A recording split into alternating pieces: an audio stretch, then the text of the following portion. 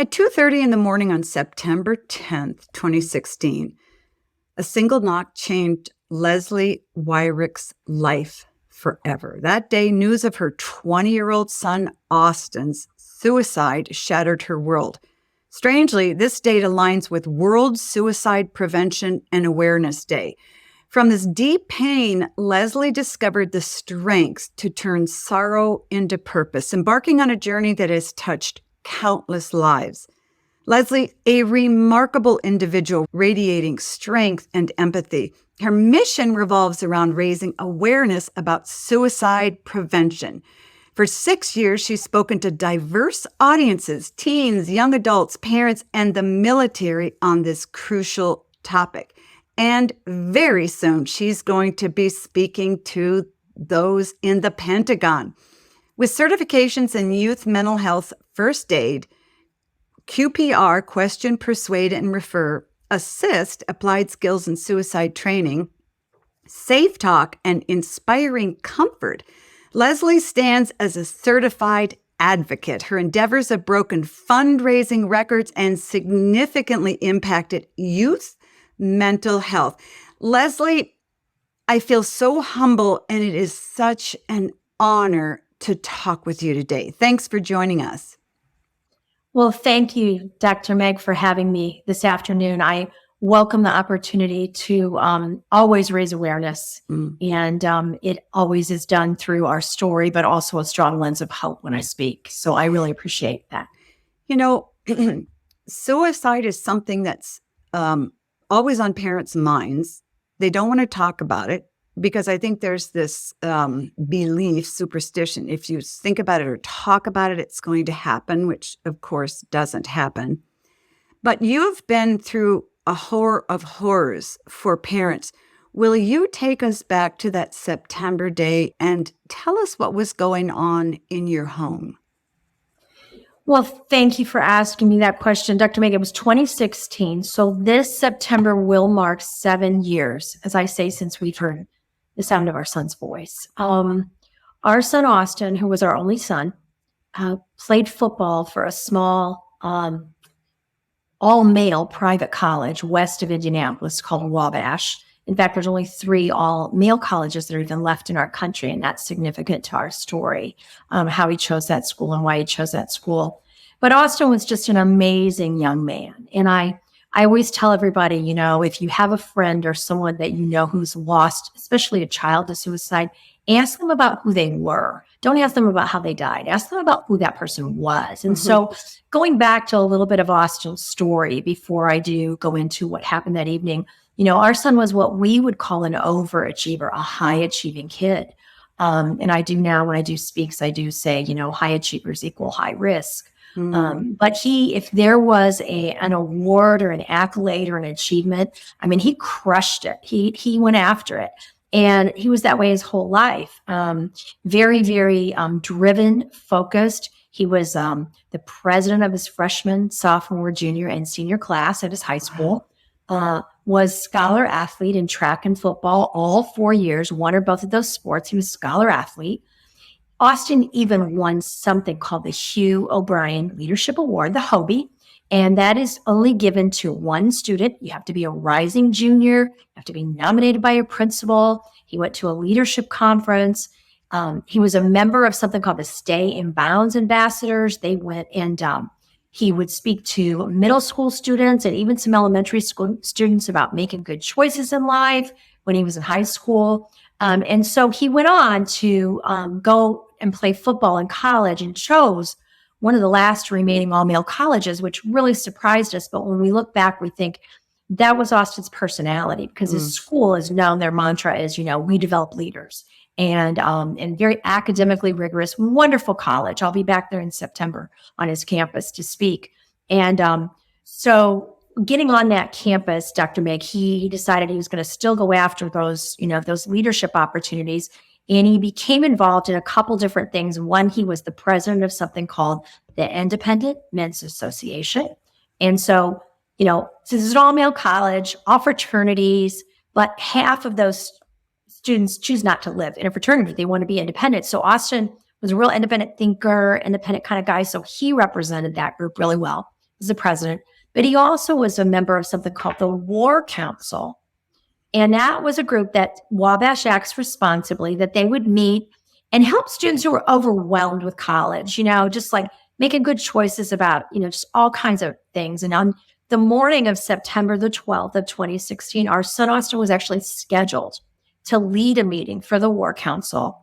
And the topic was on mental health on campus. And unfortunately, as you know, our son never showed up for that meeting because, as you just mentioned, at 2:30 in the morning on September 10th of 2016, there was a knock at our door telling us that our son had taken his own life. And that really just changed our world forever and set me on a path to do what I do now. So that evening, there was a storm. There was a lot of rain. My husband can sleep through almost anything. I'm a really, really light sleeper. So, I heard the pounding on our door and the ringing of the doorbell, and I was bolting down the stairs before my husband could even get out of bed. And then he followed, a few minutes after, and we could see the police car parked in front of our house. And the police officer asked, do you have a son named Austin Weirich who attends Wabash College? And we said, yes, we do. And then he said, you need to call this number because your son has been in an accident. And actually, they were life-flighting or trying to life-flight Austin to Indianapolis because they still had a pulse. They still had a heartbeat. And so my husband and I jumped in the car as quickly as we could, and we headed there. It was about a 3-hour drive. And you can imagine, 2:30 in the morning in pretty much a blinding rainstorm. My cell phone rang about 20 minutes after we got on the road. And it was the emergency room doctor. And he asked if we were on our way. And I said that we were. And he asked if we could pull over to the side of the road. He told us that he was sorry to tell us that the ambulance had just arrived with Austin. And there was no pulse. And, my husband and I just sat on the side of that road for a while. And then we drove on, except, in complete silence all the way there. And, except for the rain that never let up. And, we got into the parking lot and my husband looked over at me and he goes, I just feel like God's crying with us tonight. And I believe that he was. But over the past almost 7 years, I do a lot of talk about post-traumatic growth and what's happened since we've lost Austin. And I know because I have emails, I have text messages, I have letters. Our story has saved thousands and thousands of lives all over the nation. So that's why I continue to tell it, even though, as you know, as you can see, it's not easy to get through. I always tell my husband, I hope I can quit crying or tearing up when I tell our story. And he'll say, I hope you never do because you need to stop talking when you do. But we continue to tell it, in schools. I have really, really been blessed to be working a lot with the military over the past couple of years. I was invited to Fort Bliss in El Paso, Texas in late 2021. They'd had 20 suicides on that base that year, Dr. Meg, 20. And as I tell everybody, these aren't 20 soldiers that are dying in battle. These aren't 20 soldiers that are dying from cancer. These are 20 preventable forms of death. Mm-hmm. So I get on there and I have a hard-hitting talk. And we talk about all the things. We talk about toxic relationships. We talk about gun safety. We talk about locking up their guns. We talk about all the things that people are uncomfortable talking about because that's the only way we're going to have an impact. And you're absolutely right. And that's why I feel so humbled to have you come on because this is terribly hard to talk about.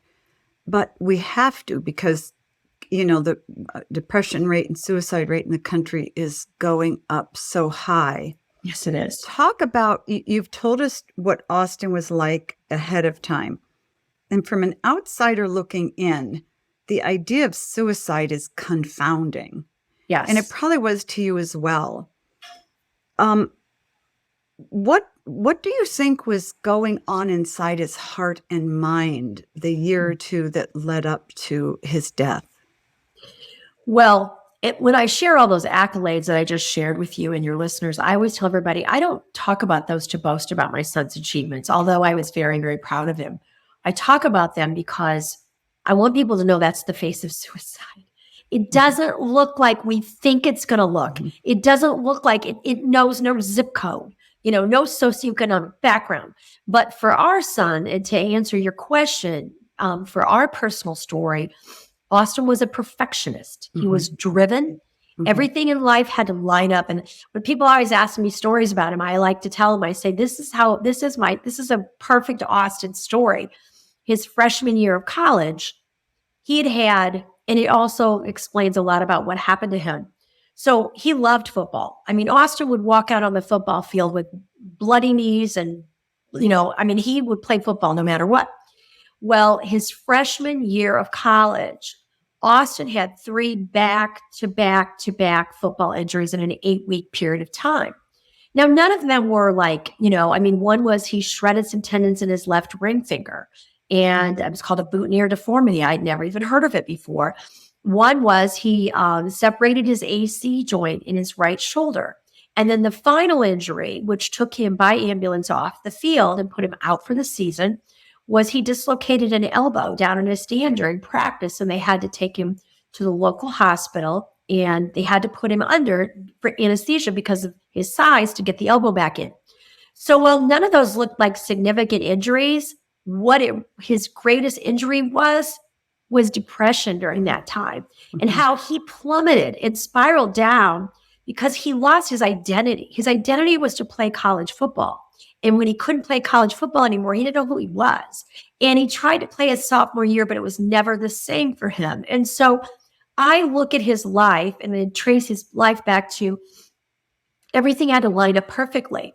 And when things were not perfect, and perfectionism, I know they're even looking at it now, it's under the classification of OCD, obsessive compulsive disorder. But the little things that we thought were just really kind of cute and funny about him growing up, like cleaning his book bag and organizing it every night and putting it by the back door during high school, we'd always laugh about that.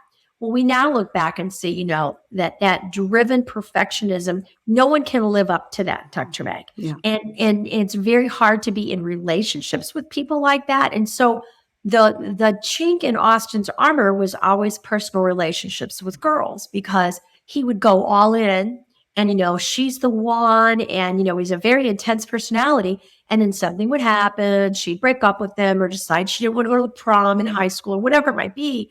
And he couldn't handle it. I mean, it would just emotionally plummet.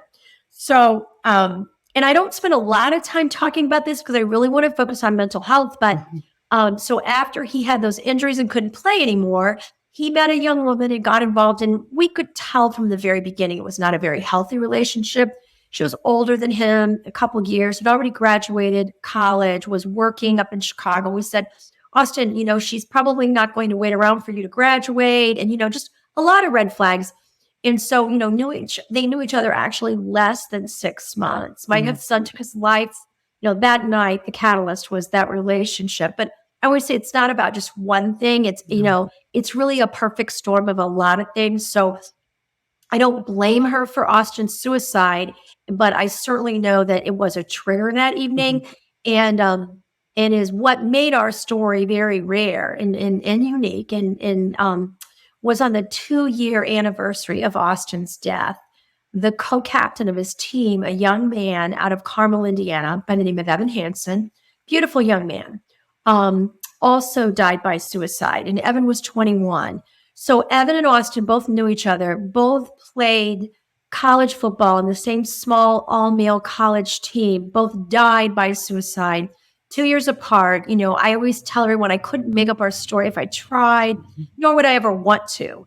But what happened with that, and what I believe the post-traumatic growth that came out of that is Evan's parents, Chuck and Mary Hanson, who become very, very good friends of ours. Evan's suicide was a direct result of playing tackle football since he was 7 years old. He's a very good football player. Many people may not know that the only way to confirm a diagnosis of CTE, chronic traumatic encephaly, from repeated blows to the brain is after death. So Evan's parents were so brave. In the first hour of Evan's death, they donated his brain tissue, and it came back confirmed stage 1 CTE. Wow. And Evan, being a biology major, he knew he had this. Okay. He had done the research. It was on his laptop and everything. So, so both of our sons' backstories were very, very different. What led up to that moment was very, very different. But I always say anxiety, depression, it affects everybody. And, you're a medical doctor, you're a pediatrician, you worked with families for years. Two young men can have the same thing happen to them and process it very differently. We're so proud of the Hansons. They have the Evan R. Hanson Concussion Legacy Research Foundation. They've raised hundreds of thousands of dollars for concussion research in the past 5 years. And we host a 5K in September, and they come up and walk with us in memory of our sons, and it goes toward Austin's scholarship. And this year, we're super excited because we will be back on the campus of Wabash walking in memory of our sons. Wonderful. Yeah. I wanted you to tell that story because, as you said, the face of anyone who has death by suicide is so different. Yes. And so many parents go, what should I done? What should I done? And I say, it isn't your fault. It isn't anybody's fault. It is. It just is. Because what you were describing is what I see in anorexic girls. They want to be perfect at everything, even in starvation, even to starve well enough to die. And that perfectionism, character quality, and I think in many ways, sort of we feed into it as a culture. Yes. Push, push, push, push, push. It's sort of the tiger mom mentality, if you will. And so I'm grateful that you brought that up. So let's move forward and talk about mental health in kids. You do a lot of speaking. Talk to me about how you open your talk. So a real fortunate thing for me was during COVID, when COVID locked the world down, and I'll tell you what my aha moment was. I was working full-time as a recruiter and had a great job, loved what I did, and I thought I would retire from there.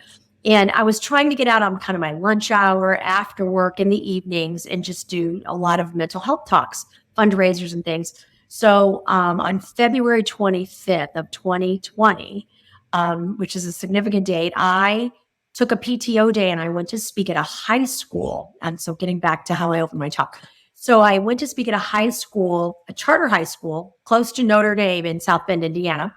And for some reason that day, I speak in health education classes. We talk a lot about the brain and the prefrontal cortex and impulsivity and all the things, because they have to understand their brain so they understand why they do the things they do. Exactly. Yeah. And so I told my husband, I'd never done this before, and now I open all my talks this way with young people.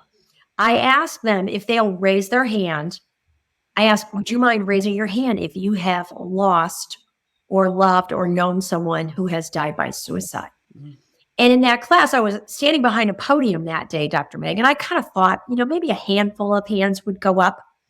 Probably 3/4 of the class raised their hands. And I told my husband, it's a good thing I was behind the podium because I kind of grabbed the podium. I sort of gasped. I was shocked. I mean, sure. I speak for a living on suicide prevention, and I was shocked. So I thought, okay, I got to ask that question again and again and again. So all 3 classes I asked, all 3 classes, at least over half of every class raised their hand. So I went home that day and I kind of said to my husband, and I've written about this, and I said to my husband, I don't know how I'm going to do this because, full disclosure, I'll be 64 in September. I've got to get out and, speak to these kids more.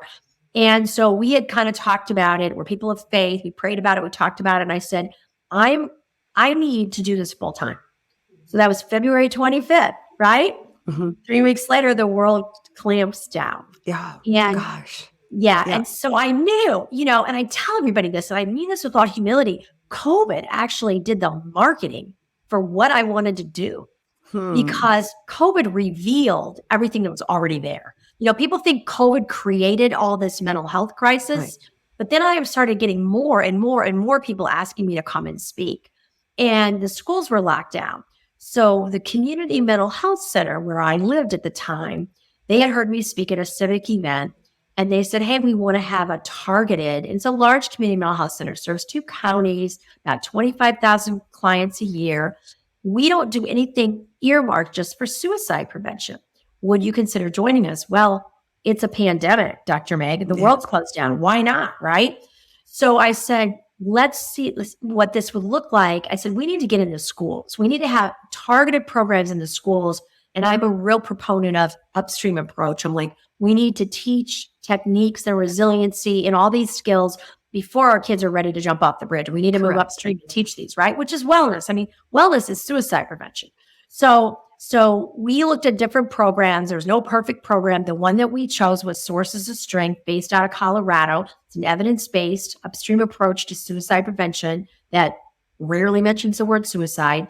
It's in about 40,000 schools now. And so we chose that program. We went out, and I lived in the RV capital of the world.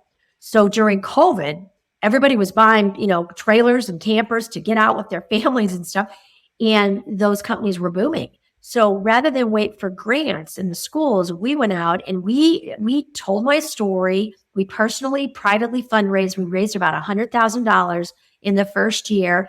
Proud to say Austin's high school in Goshen, Indiana, was the first high school to formally implement Sources of Strength in their curriculum. Wow. And they'll be going into year 3 this fall that they'll have that program. Is it working? I mean, it is working. And it's the key to that program, Dr. Meg, which I think is to a lot of things, is it's peer led, because students listen to other students, right? We know that the data shows us in that program that a student we call them, there's peer leaders, and then there's adult advisors that work together in that program. We say a peer leader is 4 times more likely to hear of another student who's about to harm themselves before a teacher would, right? Like in the bathroom or, So the beauty of that program is training these peer leaders to kind of be the eyes and the ears and work within their own culture and their own groups of influence to turn it around. Yeah. Talk about the specifics of the program. So if you go in and you've opened it up, I think parents would like to know, okay, what are the very specific steps that I should do or that I should take that programs that you work with do? I want to circle back to something you said that was very important at the beginning. One fallacy, let's just break it again. You said it, we can't say it often enough. You cannot give your son or daughter the idea of taking their life by asking them about it, okay? So that's 110% false. Because you can't plan an idea that's not there, right? So if I came into your studio and you said, hey, Leslie, do you have suicidal ideation or suicidal thoughts today? And I'd say, not today, Dr. Meg, they're not in my brain. You can't put them in there. But if you have a kid that's struggling with depression, or like Austin was as his back-to-back injuries, if you go and say, I've noticed something's different, you're not hanging out with your same friends, you're sleeping more, something's changed. You want to talk about it? Then you're kind of opening that up. And what happens is you really, really give them an opportunity. Then the hard part for parents, you have to shut up and listen, right?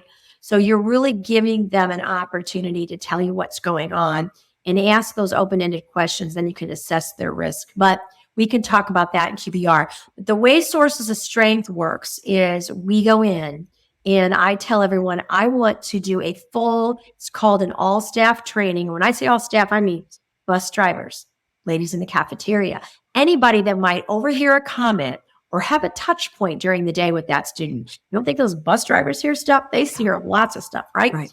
So we want to train everyone. We do a 90-minute training. So they're aware of what the program is. They're aware we're bringing it in. It's a lot of game playing, but every game has a message and a meaning behind it with connection, community, and all of that. So we do that. And at the end of that training, we say, who thinks they'd like to be part of this program coming forward? We can take teachers, coaches, love people in the community, youth pastors, anybody that works with young. So how this works in a perfect world, we would like 10% of a diverse student population to become what are called our peer leaders.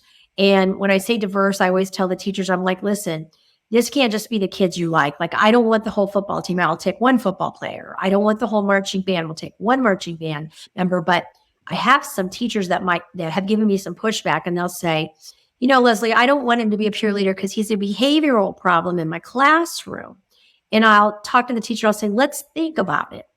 He's an influencer and someone's listening to him. We got to give him a new script. That's what we've got to do. So those kind of kids, when we invite them into the program and they have a letter, they take it home. It says, you've been nominated to be a peer leader. So once we identify the adults that want to be part of the program, usually it's the guidance counselors, the licensed clinical social workers. They will nominate 10% of the student population to become peer leaders.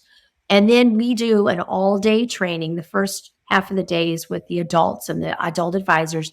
We bring in lunch. The students and the adults have lunch together, and then the peer leaders come in the afternoon. We're starting that because the beauty of this program is in relationships, right? And anybody that follows me on LinkedIn, they're probably sick of this hashtag, but I say connection is protection.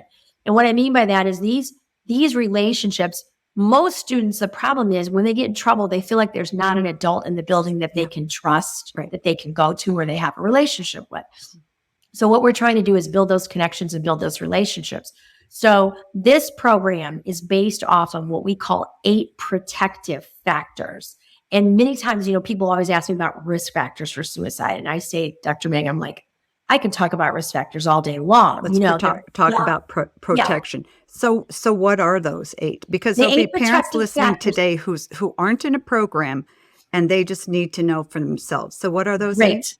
Let me go through them. So the 8 protective factors, the first 3 I tell you, and I have a sources of strength wheel, and each one has a color on it. And we can drop a link to this also for your listeners. But the first 3 I say are your people, they're your tribe. Okay, so the first one is family support. We know that looks different for every kid, right? Family support, positive friends, and mentors. Okay, that's the first 3. Do you know if you put a mentor in a young person's life, say like junior high, high school, they continue on through school with them, they're 80% less likely to develop a drug and alcohol problem in their lifetime. Over 50% of all suicides involve drugs and alcohol. So that one factor is incredibly protective. And I tell parents, I'm like, don't take it personally if your kid doesn't want to talk to you when they're a teenager. They're a teenager. But make sure they've got good voices and good adults and good mentors in their lives. So how does a parent find a good mentor? Can it be a family member? It can be a family member. It can be a coach. It can be a youth pastor. It can be a friend. It can be anybody. One of Austin's mentors, of course, was our next door neighbor. He'd go over there every day after school. He had a golden retriever, go to the fence. They talk about sports. So it can be neighbors. It can be coaches. It can be friends. It can be family. Okay. So the first 3 are family support, positive friends, and mentors. The next 3 are what I call what you do. So healthy activities. And, normally most kids will think sports. And yes, that's a healthy activity. But a healthy activity can be poetry. A healthy activity can be art. A healthy activity can be a hobby, something you love to do. It fills your bucket. Hobbies are so incredibly protective for kids. So healthy activities, generosity. We talk about gratitude and generosity because guess what? It's real hard to be angry and grateful in the same moment at the same time. Our brain doesn't work that way. Point, right? Yeah. And where it's really, so we talk about gratitude, and I have all the kids write down, and this would be a great thing for parents to do, just a simple technique for your kids. My 3 reasons, not the parents, but the kids. My 3 reasons for living today are. And I tell the kids, I'm like, listen, it can be your dog. It can be you stalked it on the way to school and, saw a friend. It can be anything. And they're your 3 reasons. They're not mine. Put them on your phone. Keep them on your phone. So if you're incredibly stressed about something, you broke up with a boyfriend or girlfriend, or you got in a fight with your parents, or you're nervous about taking a test, say those 3 reasons out loud. When we're talking about neuroplasticity and all that, say those 3 reasons out loud. Your brain needs to hear you say them because they calm you down, right? They calm your breathing. They have, so I said, keep those 3 reasons. You can change them up. You can add to them, but I want you to have 3 reasons and I want you to have them on your phone. My 3 reasons for living today are, and I'll give them my examples when I'm in there. So we've got generosity and gratitude, healthy activities, and then faith and spirituality, which looks different for all kids too. We know that faith is incredibly protective. It's part of my story. I share with them, your faith may be different than my faith. Maybe you go out on a summer night and you look up at the stars and you feel like, wow, that's spirituality. So I give them different examples. And then the final 2, Dr. Meg, are physical health and mental health. And we break that down. I say, how many of you got at least, 8 hours of sleep last night? Well, none of them did, right? So they're all falling asleep in the classroom. So I say, how many of you drank some water during the day? So we talk about changing up some of their eating, like making sure you're getting fruit, making sure you're not eating cheeseburgers all day. So we talk about physical health.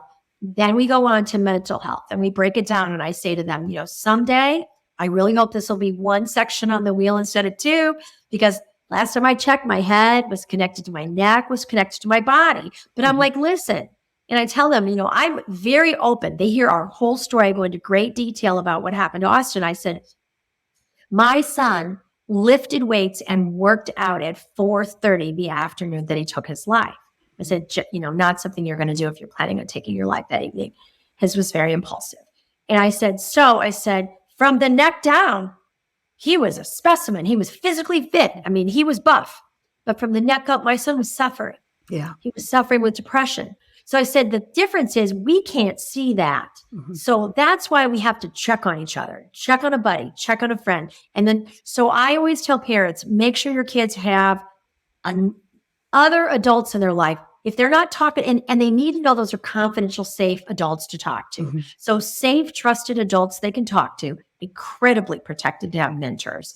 Somebody that might share a sports team they love, or somebody that might show up for them if they've got a concert or something. Let other adults come into things in their life because it's only going to benefit your kid. And then, the other things on the, they're very personal depending on this. But what I tell these kids is you don't need to have 8 out of 8. The beauty of the Sources of Strength wheel, you might have 4, you might have 6, but we can build that out. Right. So if I'll say to them, how many of you in here would ever say you've had a negative friend in your life? All the hands go up, Dr. Mick.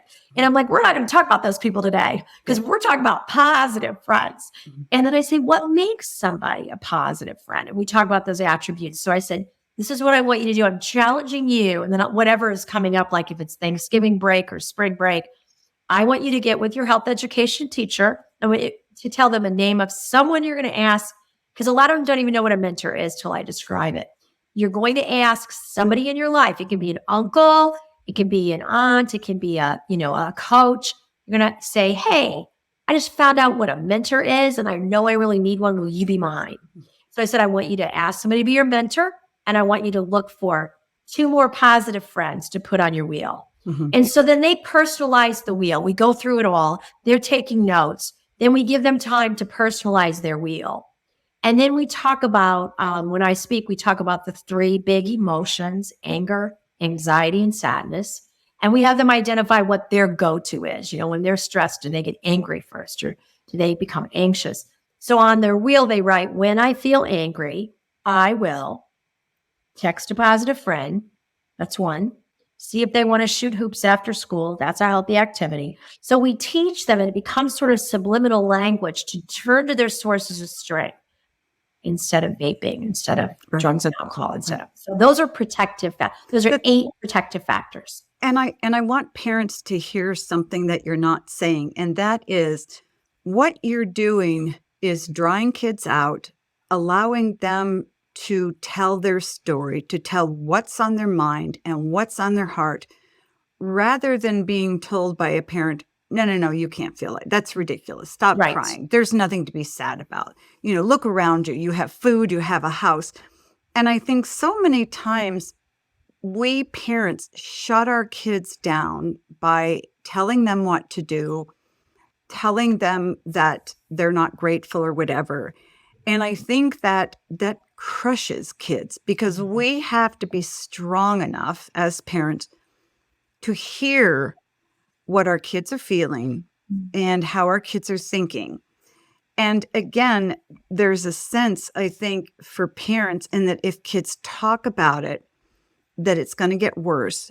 Or if they talk about depression, it's going to validate it. It's validated anywhere. And in a kid's mind, feeling these things and having these thoughts when they're not talked about have a lot of power. And when you bring those out and you talk about them to somebody and you're not shut down, they tend to lose that power. And I think that so it's no wonder that your program works so well. We only have a couple minutes left, Leslie. So what is your program? What is your go-to, and what is your program called? And how can people learn more about it? Right now, I have, my website is Leslie's Hope, one word, no apostrophe, leslieshope.org. And I've evolved over the past couple years because of my story of my son. And my passion is to make sure that every young person never makes the choice that my son did. that they always know that they have options. They always know they have someone to talk to. And so when I get on these military bases, I told my husband I was at Fort Hood, which is the largest military base in the world. I was there the last week of May. And I was amazed at how many young soldiers would line up on the side of the stage to talk to me, to tell me their story of trauma, to tell me their story of abuse, to tell me their story.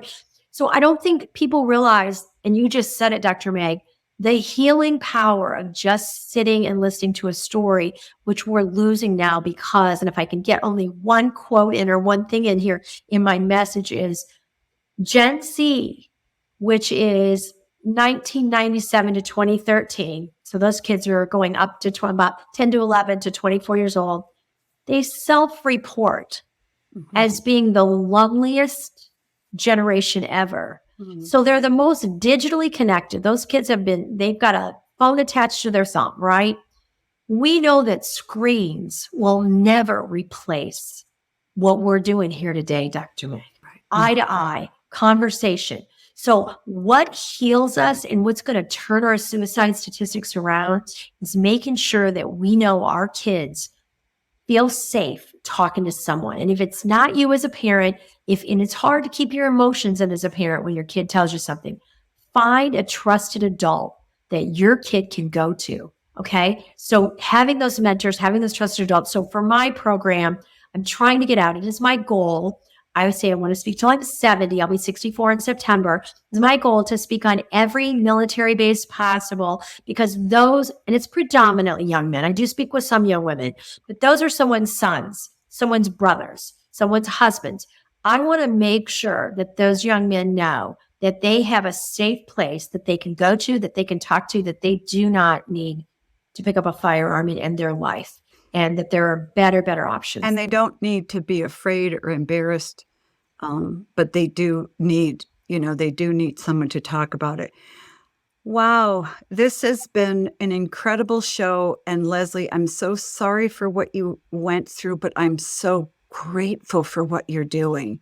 Thank you. And, God is going to use this to save so many lives and to help so many parents and help so many kids. My guest has been Leslie Weirich. How can people find out about you? You said leslieshope.com? Yeah, they can just reach me at my first name, Leslie, Leslie, at Leslie's Hope, LesliesHope.org. And I strongly advise everybody listening, even if you aren't worried about your child or if you feel your child's not at risk, go and learn for yourself. Because as we said at the beginning of the show, the faces of kids who are considering taking their lives are so diverse, and we need to be knowledgeable about the risk factors.